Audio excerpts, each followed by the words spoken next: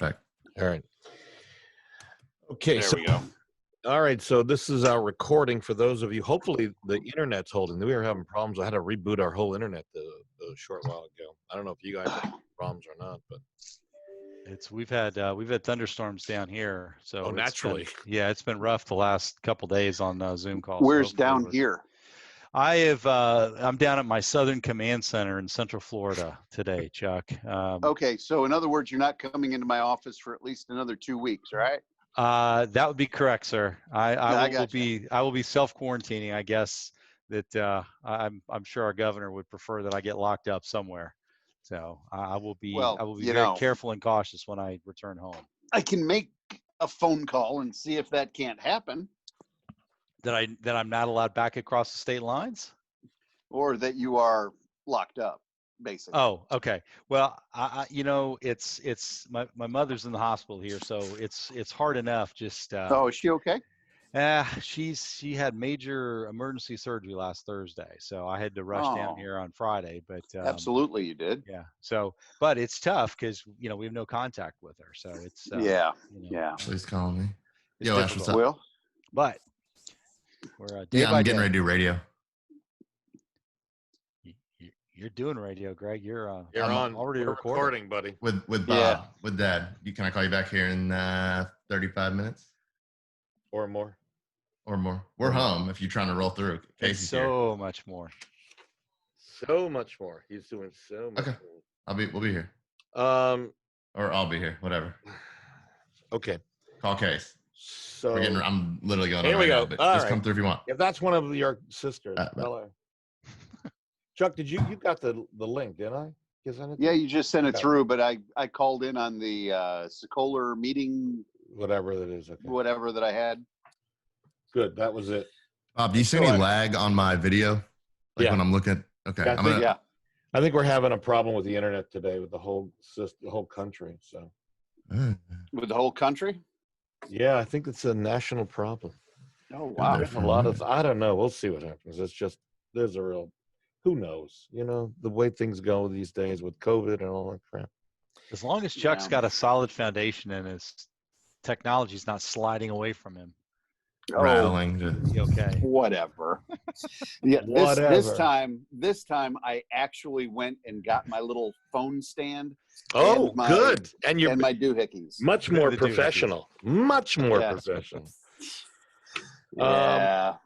So we're going to pick up, just so you know, we're going to pick up on what we started with last week, overcoming COVID-19 hurdles.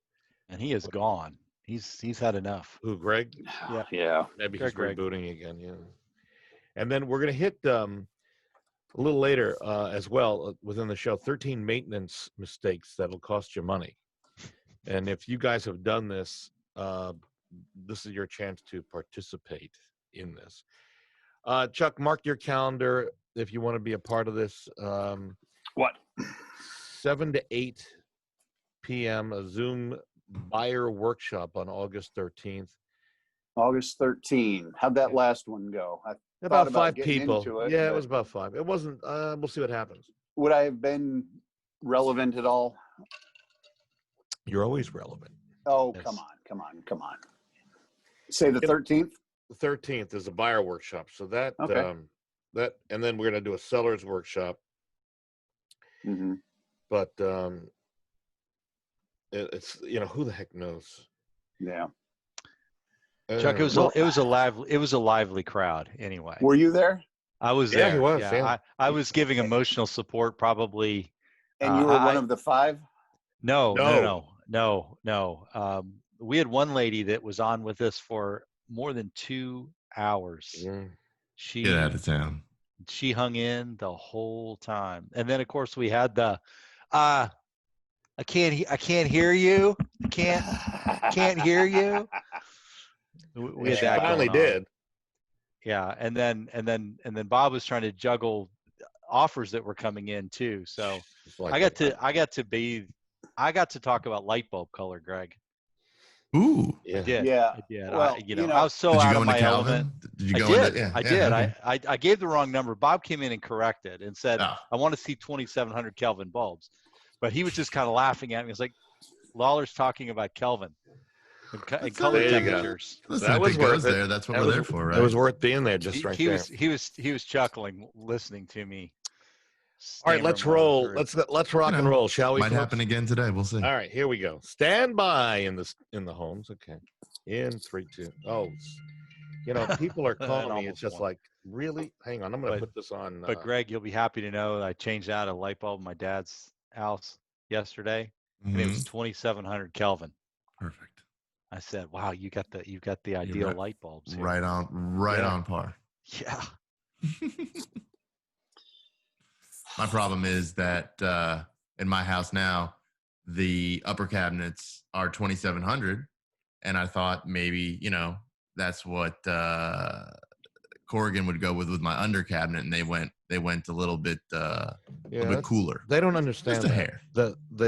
They don't understand. Everything else matches. It's the only thing that doesn't. Yeah. All right, let's get rocking. Here we go. Stand by, folks. Coming at us in 3, 2, 1.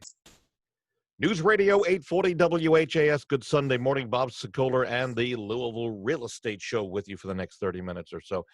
And with us from each of our either homes or studios, because this is another COVID-19 show, we've got great folks as we have, and we continue with Chuck Crosby, the Crosby Law Offices. You can reach Chuck, who does a great closing, fabulous closing, at 499-6360. And you ask, why is it fabulous? Well, he not only gets the job done, but he's also very entertaining. My favorite compliment was when someone said it sounds like a history or a closing broke out in a history lesson. There you go. Wow. But it's a fun history lesson. There you Also go. Aren't they here, all? there you go. Brad Lawler, owner of Home Team Inspection Service, 357-0813. Brad and his team hire veterans. They do an amazing job. They're the #1 home team inspection service in the country. And certainly we do appreciate everything that they do in our city and around town. Thanks so much. Good morning, folks. Good morning. And then my son, Greg, who is Howdy. my partner. He does a lot of work in media, marketing, pictures, and so much more. And he's joining Thanks for us as having me. well. And you Per can usual. reach me anytime, because we're desperately looking for homes to sell, because we keep selling them, which that's a good thing. And you can reach me anytime, 376-5483. In just a couple of minutes, we're going to pick up on where we left off last week. And if you were with us, we ran out of time. We were talking about how to overcome COVID-19 hurdles when buying a new home. But something has come up in the past couple of days that I just did a video. It's up on YouTube. It's on Vimeo. It's a variety of sites. I pushed it out on Facebook. By the way, if you want to Facebook. see It's on Bob's on Instagram too. Instagram. You can see it if you want to see the story and as well a replay of this show. Go to LouisvilleAnswers.com. That's LouisvilleAnswers.com. And the problem is a renting scam. This happens every year, but it seems like it's more intense this year. You know what I'm talking about, Chuck? Yeah. We listed a condo vacant. Some goober, I call him goober, it's a scammer, put it up on Facebook Marketplace and Zillow, even Zillow. Yep. Saying it was for rent for $900 a month, which is just complete bogus stuff. And so we I've had that. Yeah. Yeah. And the question is, what do you do when this happens to a listing? Well, we put up a sign on the listing itself that said, this house is not for rent, it's for sale and is under contract. And then we're reporting it to the location, Zillow, and FTC, the Federal Trade Commission. Can you think of anything else? We put this video basically spells out. And in doing this, I thought about Greg, because Greg's talking about going with the family in September, Greg, that you're going to take a trip. And this is a big deal with rental scams, Airbnb, VRBOs. Yeah. Yep. You always got to be aware. I've always wanted to be the guy who called the rental and be like, yeah, I want to go. Can you meet me at the house? Yeah, right. Oh, no, we're overseas. Yeah. Oh, of course. Oh, okay. Well, some of them are bold enough because there's, I mean, Chuck, forgive me if I'm wrong, but they go bold enough for these vacant homes. They'll get keys made, or they'll figure out ways to get in, and people will go in and physically rent them. Well, they get way more sophisticated than, well, sometimes I've heard of, Chuck, have you heard of where people actually get, depending on how these cases go back over 100 years that I know of. Yeah. I mean, the original cases that relate to not being able to just force somebody out of a house, but rather having to go through the court are exactly on that point. Used to be in Britain, groups of nomads would just take up residence in houses that were empty because the people were on vacation. They come back home, they find these people living in their house, using their dishes, and there's nothing they can do about it. Have to evict them. Yeah. So even if you're not in the rental market to rent a house, if you know of anybody, could be kids, relatives, friends at work, who know somebody who's looking to rent a house, there are some real bad scams out there. Go to LouisvilleAnswers.com and look at my video up there for rental scams. I'll give you a whole rundown of what to do and how to try to protect yourself. And listen, there's nothing perfect out there, but this at least is giving you some help. So let's move on. Coming up a little later, 10 signs your kids, friends, or you are ready to own your own home. We'll talk about that. Also, if we have some time, 13 maintenance mistakes that will cost you money. But let's get back to what we were talking about last week, folks. And that is some of the ways to overcome hurdles when buying a new home within this COVID-19 area. Chuck, we are not legally allowed to, it sounded a lot of noise back there. We're not legally allowed to view or tell clients that they're moving into a high-risk area. Am I correct on that, sir? Yeah. And define high risk how you will. Why would you want to say that? Steering, Bob. We call that steering in the industry. Yeah, Oh, absolutely. Really? Mm-hmm. There's a vocabulary well, term. and there was that's been on TV a lot here in the last couple of weeks. Mm-hmm. I've seen several shows talking about the historic problems with steering and redlining and all that kind of good stuff. Yeah. In the past, what if a buyer wants to know about a neighborhood, what we would say is, look, here's the deal. Go out to the neighborhood, drive around and talk to the people there. Get their impressions of what the neighborhood's like. Not so much now because of COVID. Not a lot of people are necessarily outside as much as they were. But we would tell you, and again, Chuck, you're the voice of authority with regards to the legal aspects of this. But I would suggest heading to websites that you could do checks on criminal activity or other nefarious types who might be living in the area. Thoughts? I was actually on one of those maps the other day. They don't go back so far. I think only 5 months.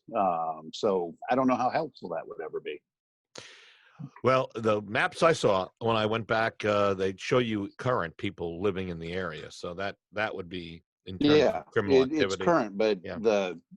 I was trying to scan back through and see, what had been there a year ago, and it would only allow me to go back 5 months. So I don't know how exactly helpful that is. The other thing is, it showed him was it a triple murder or something in my backyard, basically? But it was just a car-to-car shooting the other day on 64. So I'm wondering, a little in doubt as to the accuracy. Go ahead. I'm sorry. No. It's a little break up there. You're okay.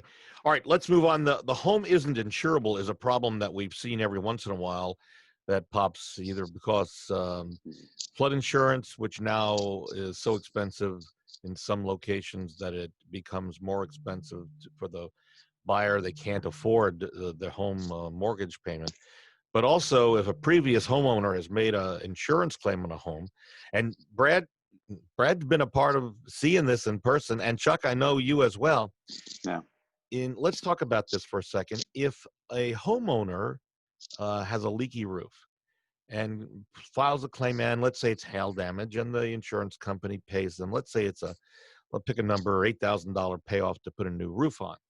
Legally, Chuck, what is that homeowner supposed to do with that money? You're supposed to put that roof on. And the fun part is when they don't mention that on the sales disclosure to the new guy, and they just keep the money and never do the work. Yeah, maybe they patch it up. They have a friend come over, put some shingles, or put some tar. Now, then you get Brad Lawler or Home Team Inspection Service, or both, and go out there and they do an inspection. What do you write up if you see a problem with the roof?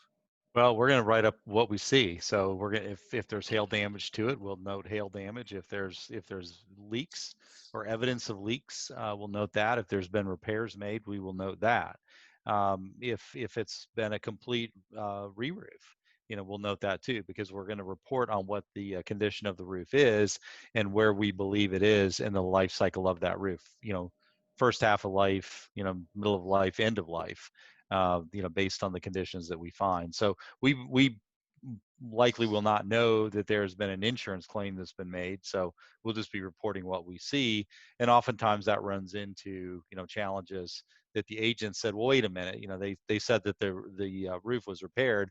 Well, they only repaired a section of the roof because oftentimes the agents won't know either. They're just going on what the seller told them.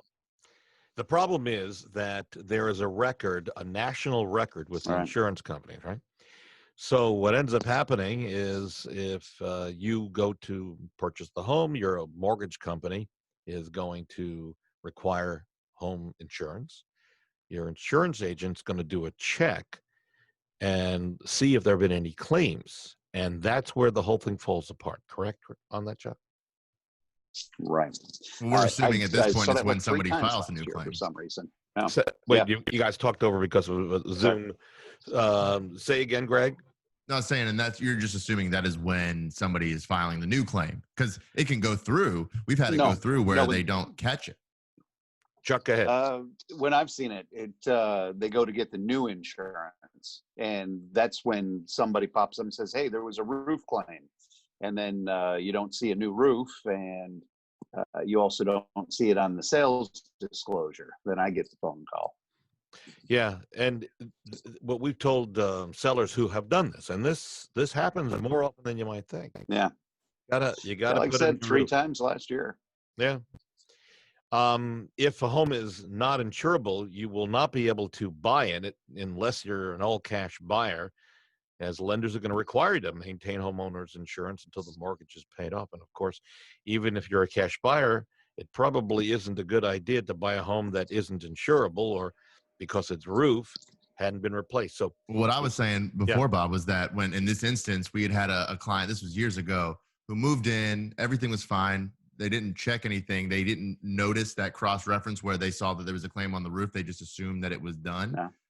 And then they called us after they tried to make an insurance claim on the roof for hail that had happened. And there was that backlog, and they're like, this just got replaced. And when the adjuster went out there, they were like, there's something wrong here. And believe you me, the original seller ended up coming out of pocket and replacing that roof. Yeah. Chuck, what's the legal aspects of that? If the original seller, let's just say Billy Bob, sells his home, he had been paid $7,000 to replace the roof, which he didn't do. It could be any repair, right? I mean, it could be any insurable repair. Claim? It doesn't have to be the roof. That anywhere pockets that money when you go to try to make that claim for the same thing. That's going to be, unless he's disclosing everything, his crimes are, his. We don't even need to worry about. So that. Can the new buyer go back on? He's not disclosing it. Yeah, that's still misrepresentation. Yeah, absolutely. The buyer can go back. Yeah, okay. Yeah, and we're talking more than a year. If the buyer finds with the new contract, yeah, okay. So all right, so that's another problem that we got to worry about. Also, there's a difference between the good faith estimate and the closing disclosure, which is a mortgage problem. How often do you see that happen, Chuck? Not very. Every now and again. We're getting bits and pieces from going high. So they'll go high, and then as long as or what the mortgage companies are generally doing is going high on the numbers, so that if there's any change, it's usually downward, and that's acceptable. Of course it is. Yeah.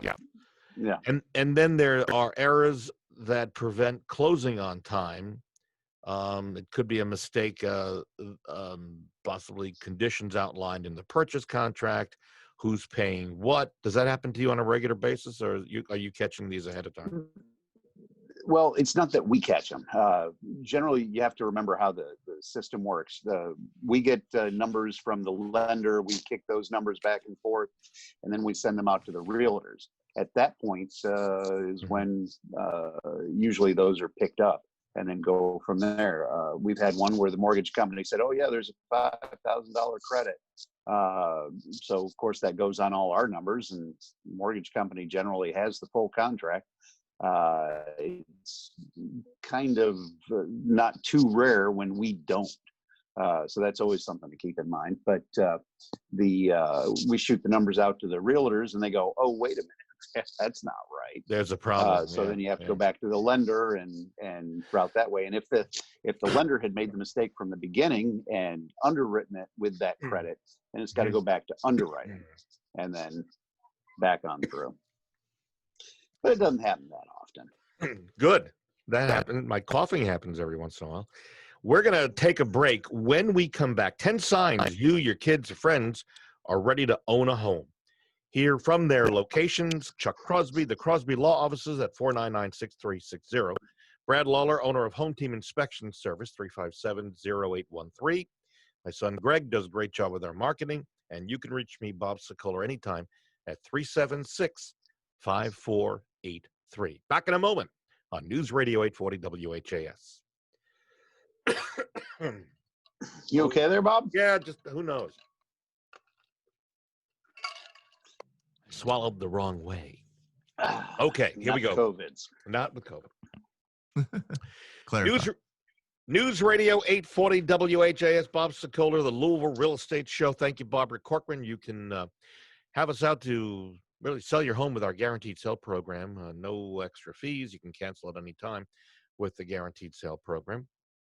Or you do what most everybody does, come out, list, sell your home, and get you more money than you might think. You can reach me anytime, 376-5483. Our seller workshop a couple of weeks ago was successful. We're going to do that and a buyer workshop. Mark your calendars for the buyer's workshop, August 13th. That's going to be from 7 to 8 p.m. It's a Zoom meeting from your home, no obligation, no cost. We'll send a link to you to sign up for that.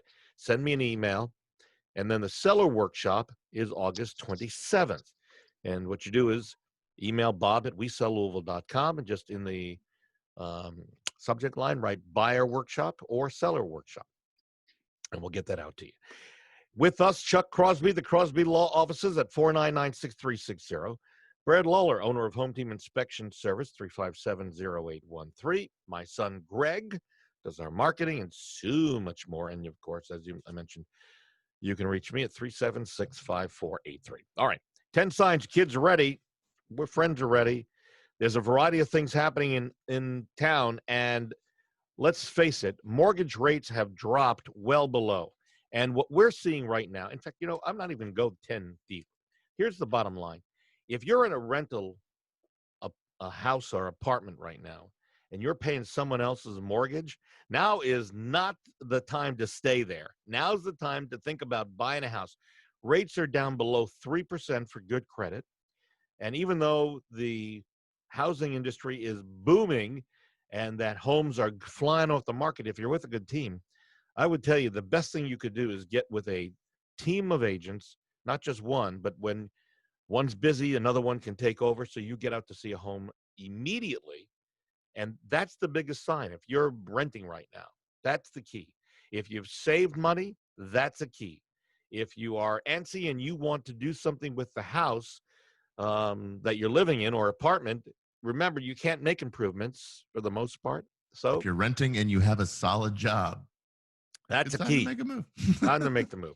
So I know I said 10. I'm just saying these are key ones. Let's not get into the small stuff. Let's move on to something that I think is of interest to me, to Brad, to Greg, to Chuck, and I think to you. 13 maintenance mistakes that will cost you the most money.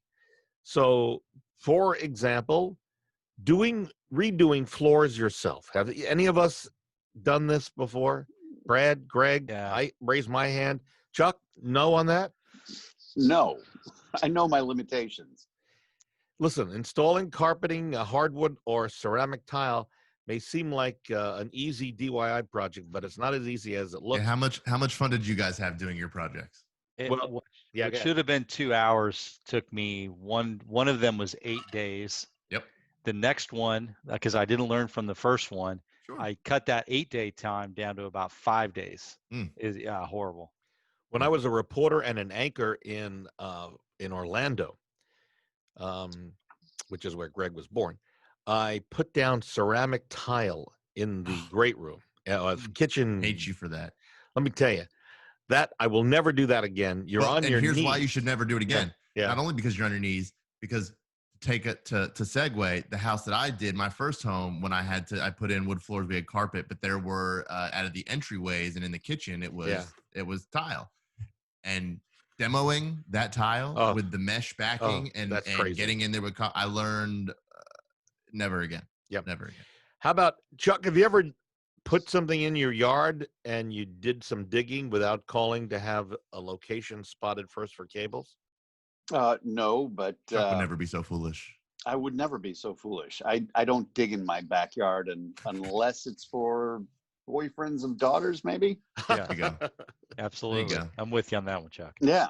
The dad tax. Mm-hmm. Yeah, you should be calling. Brad, do you remember the number? It's 811, right? Dig safe. I'm not sure. It's 811. Is that what it is? Okay. Yeah. So at least that's what I'm being told. And so the utility workers come out and spray your yard with little lines, different colors, to show you where these lines are. Yeah. How about just had that done just a few weeks ago, and it was like about a 24-hour turnaround. They're really, really efficient. And they don't charge anything. 811. You said that, right, Bob? 811. Yep. That's it. I'm shocked. They don't charge a penny. No, which they're very good. That's fabulous. Hmm. Installing a gas appliance that may seem easy, stoves, water heaters, they must be installed by a licensed plumber who can connect the gas line and test it to ensure it doesn't leak. Chuck, I'm looking at you. Any time doing that yourself? Never. Okay. Because that's why God created professionals. You don't ask me for tax advice. You go to a CPA, right? But I will tell you that flexible gas line connectors we see fed into hot water heaters nearly every single day. Those are all DIY because you cannot run flexible. You cannot run a flexible line into that. See, that's Home Depot and Lowe's fault. They should be putting warnings and disclaimers and saying, "Do not use this." Wait. I want to know why. Why can't you can't. So you can't. You have to use the iron pipe because it can't be allowed to rub against the case. So if it's going inside the appliance, particularly a natural gas heater, they're not allowed because they will rub up against the flexible line and cause a leak. So, but we see those, like I said, almost every single day. And you write them up. Mm-hmm. Yep. Yeah. You need to have a plumber hook up any natural gas appliance. I would tell you, even outside, if you're having a permanently mounted, say, gas grill, hire a professional. Yes, just to make that hookup from the house to the grill. Yes. Fireplace logs, anything. It looks simple, like you say, Home Depot, Lowe's. Make it look simple, but you let the plumber make those connections. Yeah, the alternative, if it's done improperly, is a big explosion. Boom. So my father-in-law, they just purchased a new condo. They live on the first floor, and it's a standalone here in Norton Commons, and then there's a tenant or a buyer on the second floor. And they've got a gas line where the builder ran it behind, so if somebody wanted to eventually change and put a gas fireplace in that wall, they could do it. And he's handy as all can be. And he was saying, I want to go do that. I was like, listen, you need to speak with the builder. This is not your own home. You've got somebody above you as well. There's no legal term that you don't want to spend this money and get it done the right way. Yeah, Carrie, you hear that? Oh, just sorry. I'll make sure he's listening. Yeah, make sure he's listening. So we'll keep going in a second. Just a quick reminder. If you're thinking about selling your home and you want to get top dollar and sell it fast, we have a free, no obligation booklet that has 150 plus tips.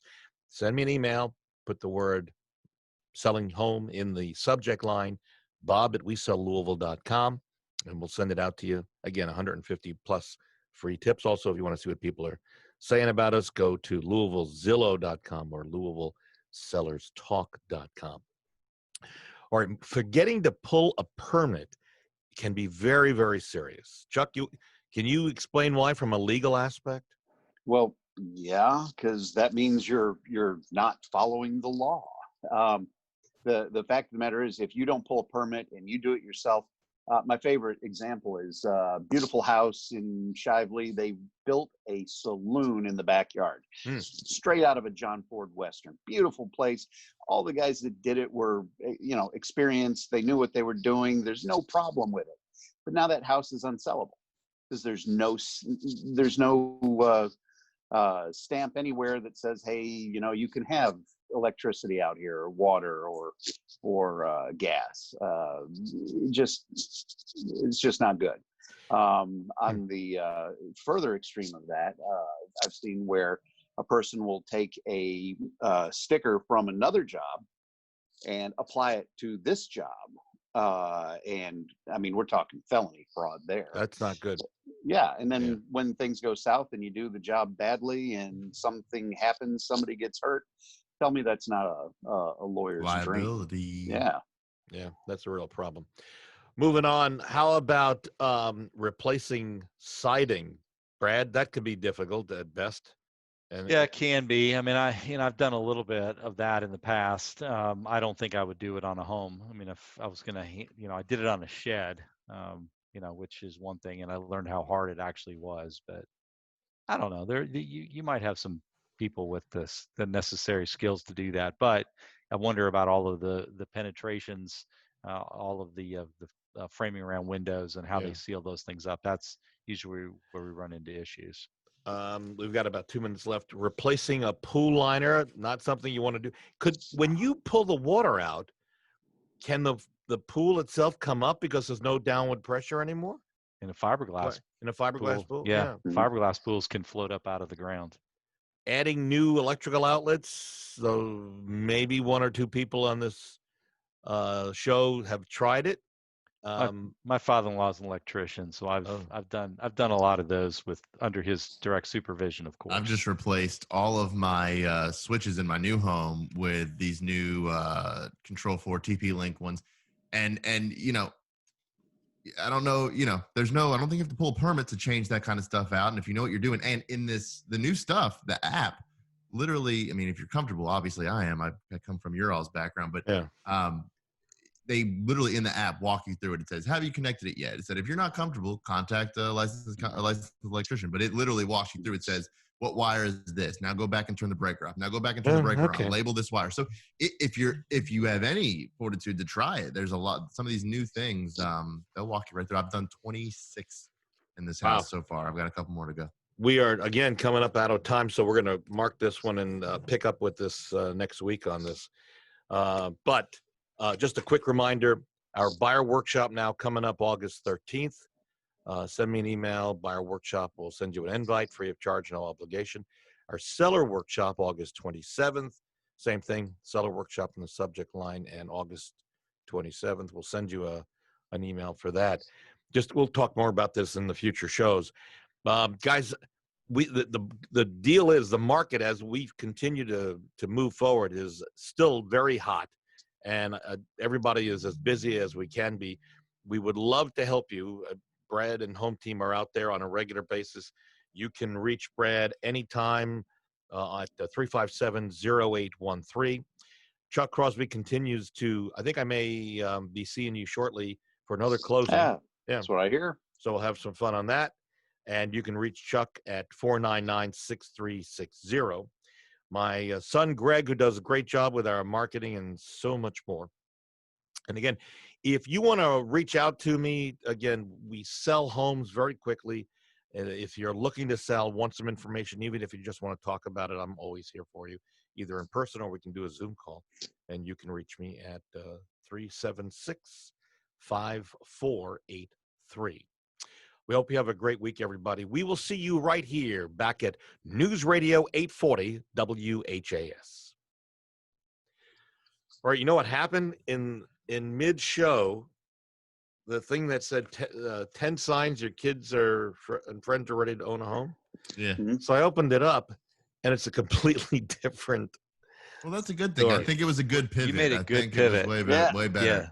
Yeah. I was wondering what was going on with it. Yeah. It was like, there's nothing there. I just assumed you were pivoting to help make so Brad had more to talk about. I was like, what's it good? Yeah. Well, that occurred to me. Because the new topic was well more Much better. into that wheelhouse. Yeah. So that worked out real well. So good. Well, we got through that. Well, next week, we've got Lee and Randy back on, and then you guys are off for 2 weeks, and then we'll have you back on again. Oh, alrighty. I hope everything's okay with your mom on this, Brad. Yeah, I appreciate it. Thank you. Hopefully we'll get some more information, better news here in the next few days. So yeah, but appreciate the thoughts. This and just FYI, that rental scam thing is it's bad. That's been going on for a long time. I know. I'll get those phone calls all the time saying, "Hey, this sounds too good to be true." And I'll be like, "Yeah, it does, doesn't it?" All right, guys. Well, you take care of yourselves, and I will. I'll talk to you soon, Chuck. I'll see you tomorrow. Alrighty.